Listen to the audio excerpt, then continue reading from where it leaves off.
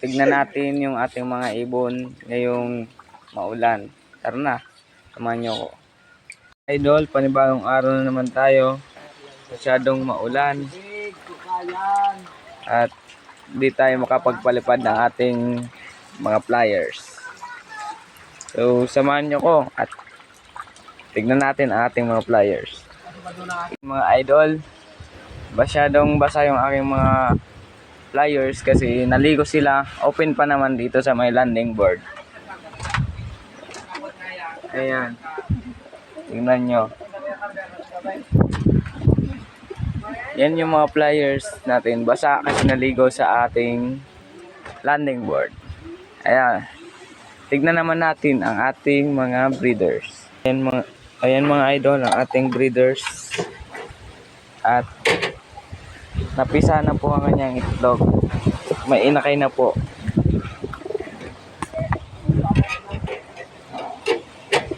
At ito naman po sa baba ay itlog pa lang po.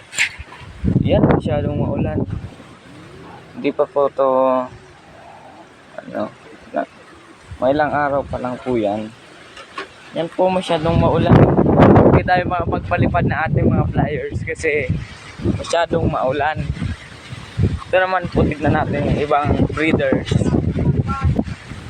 Ayan po.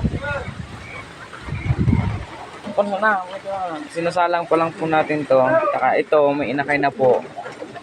At may itlog pa. So ito naman po yung dalawa, MacArthur, back-to-back MacArthur. Yun na po. May inakay na din. Isa din po to sa back-to-back MacArthur. Yang kak. At ito din po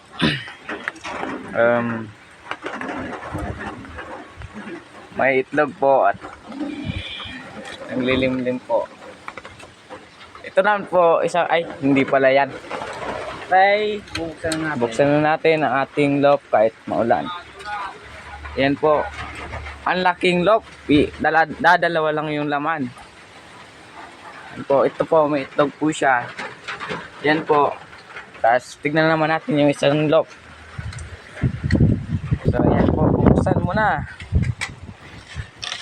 Ayan po, asan na yung third.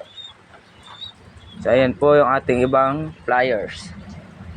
Yan po is anak ng ating nag-third overhaul champion.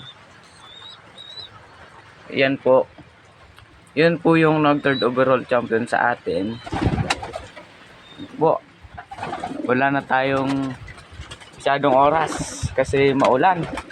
Hindi tayo makapagpalipad. Yan po. Yung mga itlog din po sila, may inakay na rin. So, bye-bye!